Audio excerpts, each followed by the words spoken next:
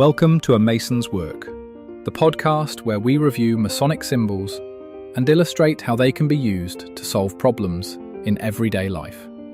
With your host, Brian Mattox, a proud member of the Craftsman Online Media Network. So this week we've been talking about rule number 2, which is spreading the salt. And I want to continue and kind of close that conversation a little bit in a way that you might not expect. And what I want you to do, even if you don't love the genre, because I don't love the genre either for the most part, but it's super instructive. And that is looking at the horror movie genre. The sort of creatures and monsters in a traditional horror movie are personifications of everything we talked about this week.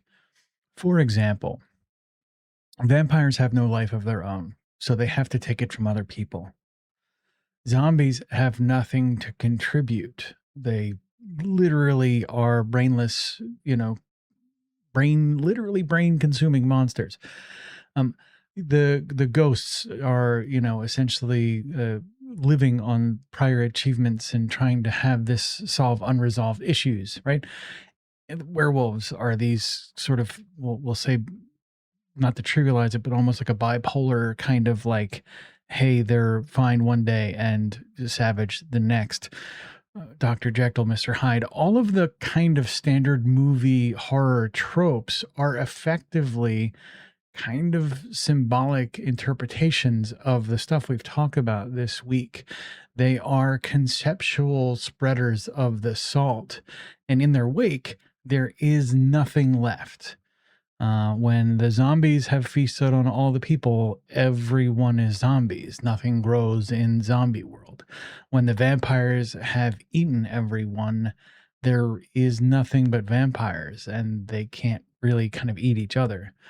When you look at all of these tropes, they tell kind of an inherent story about the horrors of this behavior left unchecked, but they don't give you the after effect.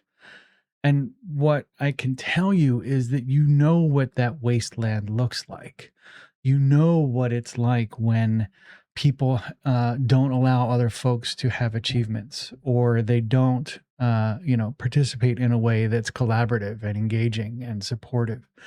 And so what you really find underneath the face of all of these horrors is this unchecked selfishness, this inability to think past the present moment about the relationships, about the larger environment, about the places around you and near you and the future that's coming.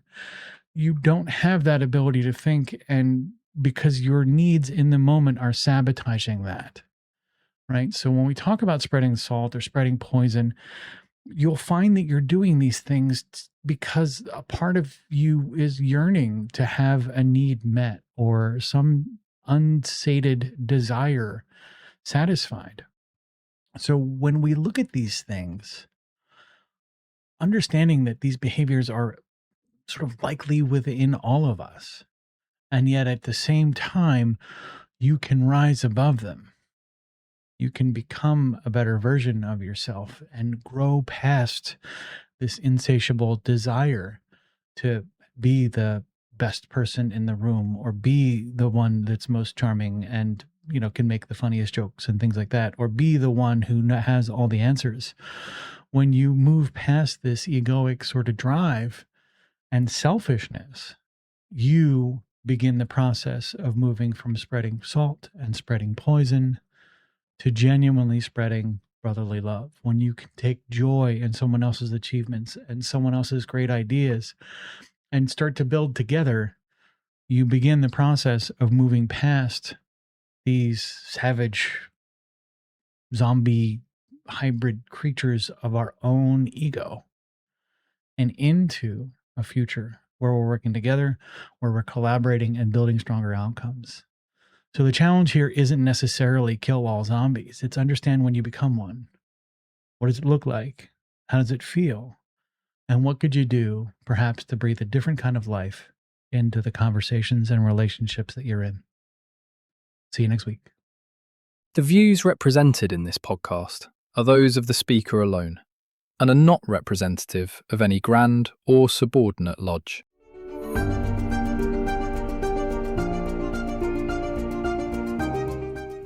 Hi, Brian here. I wanted to thank you so much for listening to this episode. If you have any suggestions or guidance for further episodes you'd like to see or hear, whatever the case may be, please don't hesitate to reach out to me at amasonswork.com, and we will try and incorporate your suggestions into a future recording. Thanks.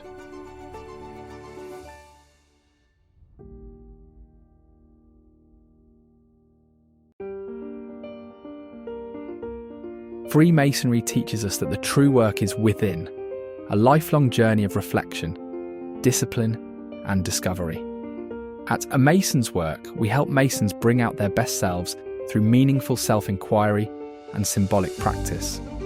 From personal reflection to lodge engagement, we offer tools that turn symbols into action. Visit us at amasonswork.com. The work is within. The time is now.